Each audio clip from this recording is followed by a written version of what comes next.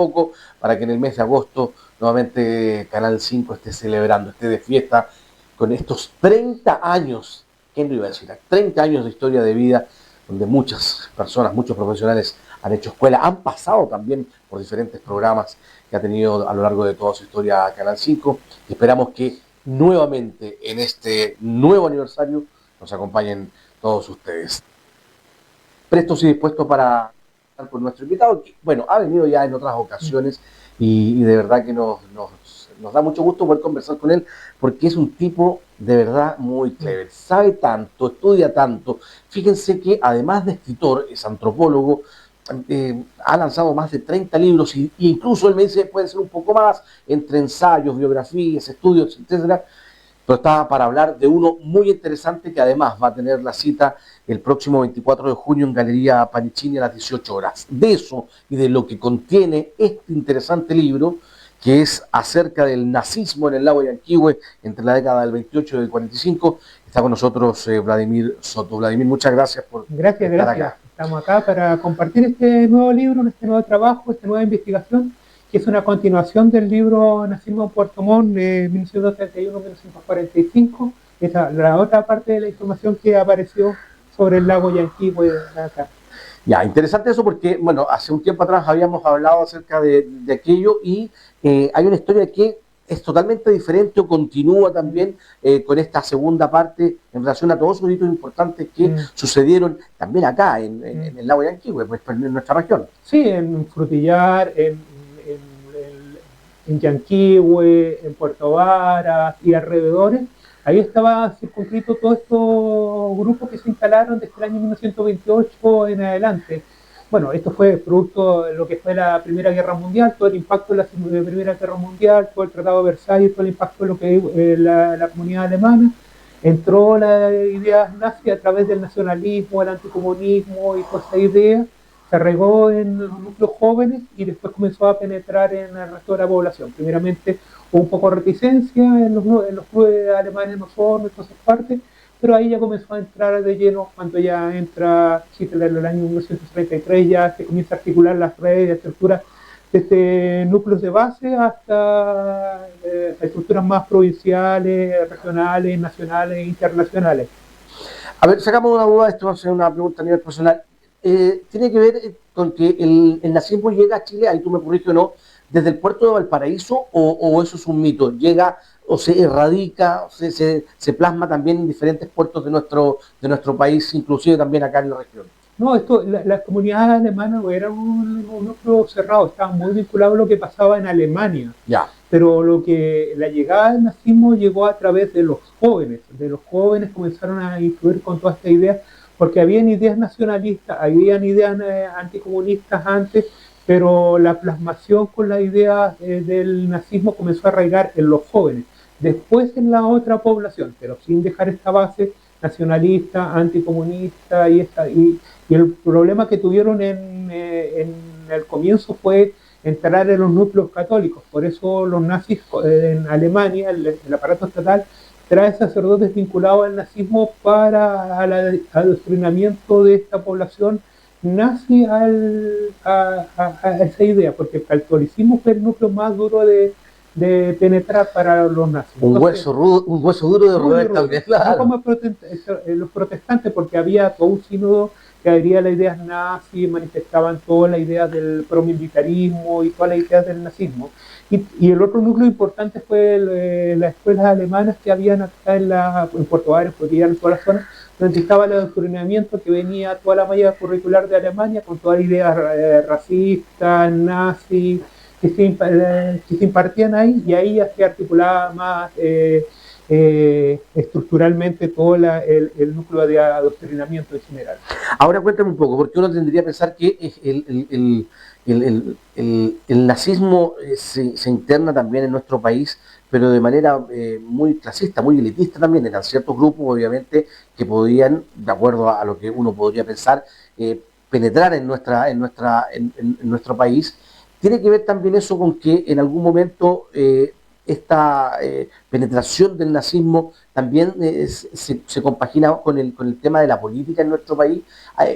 ¿Hay una alianza en algún momento con respecto a aquello? Es que había tensiones. Primeramente hay que recordar que los nazis en general reconocían a las personas por el tema racial.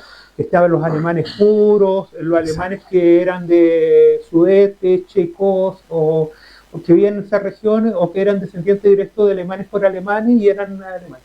Y habían otros núcleos acá nacionales que trataban de tomar esa idea como era el movimiento nacional socialista, que eran nazi con C, que eran chilenos, de González Benmaré, que hicieron alianza en un comienzo con los nazis, después hubieron discrepancias, González Benmaré habló muy mal en el Teatro Cervantes en Valdivia a mediados de los años 30 contra los nazis, pero dependía económicamente del nazismo, pero al final después hubieron una ruptura producto de los incidentes del seguro obrero que a Hitler no le gustó y a la base alemana no le gustó porque lo halló una cosa desproporcionada.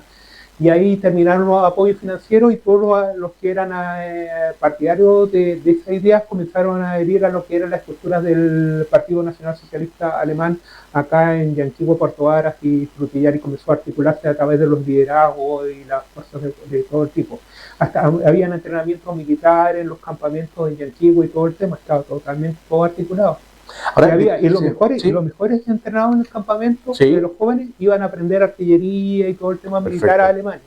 Ya, muy interesante eso, porque hay un antes y un después con este proceso que Martín tú decías en el año 1914 y en este libro que se refleja desde el 28 al 45, pero hay un punto de quiebre con la asunción de Adolf Hitler a la Alemania de aquellos años y que repercutiría no solamente en nuestro país, sino que en el mundo entero, pero también en Sudamérica. Sí, no, evidentemente el triunfo de Hitler comienza a permitir una mayor estructura de las estructuras nacionales acá, las estructuras regionales, provinciales, locales y de bloque. Habían hasta grupos en los fondos de 3 a 4 articulados, o sea, estaba todo articulado, de lo más pequeñito hasta la jefatura en Berlín, o sea, en Alemania sabían perfectamente lo que pasaba en Yanquihue, en Puerto Varas, en Frutillar, ponían mucho énfasis, por ejemplo, a las personas que sabían mecánica, aviación civil, pistas también, todo el entrenamiento a través de las escuelas de tiro que habían también acá. No, estaba todo articulado y especialmente todo el tema de los recursos que tenía que dar la comunidad alemana para la maquinaria de guerra alemana, de los nazis, todo el tema de los financiamientos, los apoyos y todo el tema de la exportación agrícola, ganadera y todo el tema de esos recursos que era muy vital para reproducir toda la estructura y toda la mecánica dentro del aparato administrativo alemán, que eso era muy importante. Y además también el apoyo logístico, también como se vio en el caso del Gran Split, que era el barco que se hundió allá en el año 1969 en la zona de Uruguay. La tripulación quedó interna en la zona de Buenos Aires, de Argentina, y bueno, se fueron escapando hacia la zona de Cochamó, hacia Peulla, ahí con un apoyo logístico de los alemanes de acá, con los alemanes de allá de Argentina, en la zona de Bariloche y otros puntos también. Ahora recién estamos sabiendo ese punto en Argentina, pero acá ya sabemos ya más o menos cómo se articuló también eso.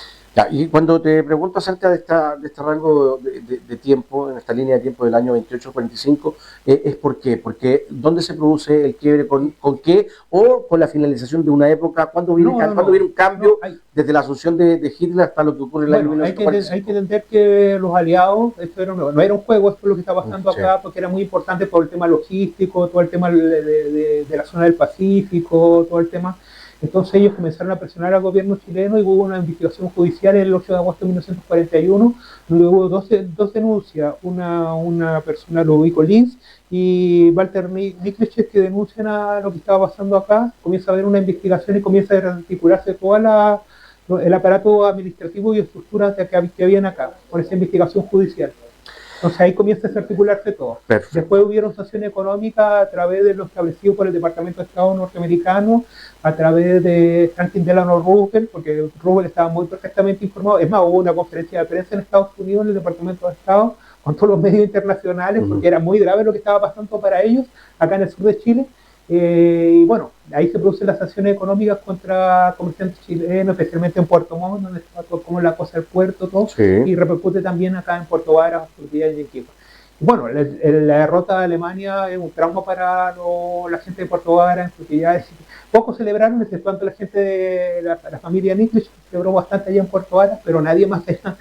Era como una cosa de luto en esa zona de Puerto Varas, bueno, y todavía sigue ese parámetro en general, producto que no se puede hablar de estos temas y otros temas también traumáticos que no se permite también con espacio en esa zona. De todas maneras. El día 24 de junio entonces va a haber un conversatorio, vas a mostrar el libro, sí. Seguramente ahí cuéntanos qué es lo que va a suceder, cuál va a ser la dinámica esa jornada a las 18 horas. Bueno, voy a hablar de este libro, ahí podrán conseguirlo, también las que no han podido conseguir también el Nazismo en Puerto Montt y responder todas sus dudas y consultas. Y otras líneas de investigación, bueno, cuando aparezca documentación ahí vamos a ver si vamos a explorar esta o otra línea de investigación, porque hay tantos temas de investigar que, bueno, estamos investigando otras cosas también. Me queda una que también es de interés personal, tiene que ver con la migración que hubo en ese momento. Fue una de las más altas en la historia desde la Alemania, o de las Alemanias, bueno, hacia Sudamérica, pero específicamente se concentró mucho también en Chile y en el sur de Chile, bueno, a diferencia de otros países latinoamericanos. Bueno, en Chile principalmente por lo que estableció que era una política del gobierno, hay que reconocer, también en Brasil y también en un núcleo importante en Estados Unidos, pero principalmente acá en Chile porque había una política del gobierno que privilegiaba esta migración europea en general, para desarrollar, para, entre comillas, desarrollar la producción y todo el tema que ya sabemos que no fue tan así. Así es. Todas las dudas e intereses que van a existir dentro de este conversatorio, que va a ser muy, muy interesante y que van a poder aclarar muchas más dudas. Nosotros tuvimos un espacio más reducido, pero que en esa jornada Vladimir va a poder conversar con todos ustedes, con toda la experiencia que tiene también este antropólogo de profesión, escritor, y que, bueno, tiene una historia también muy, muy interesante porque ha escrito una treintena y diríamos más también en ensayos, mucho más. Bueno, va a sacar la cuenta y cuando venga la próxima oportunidad vamos a hablar acerca de ello. Así que muchas gracias, Vladimir, por compartir con nosotros. La invitación está hecha entonces para ese 24 de junio a las 18 horas. Pausa comercial, ya estamos de regreso. Dale.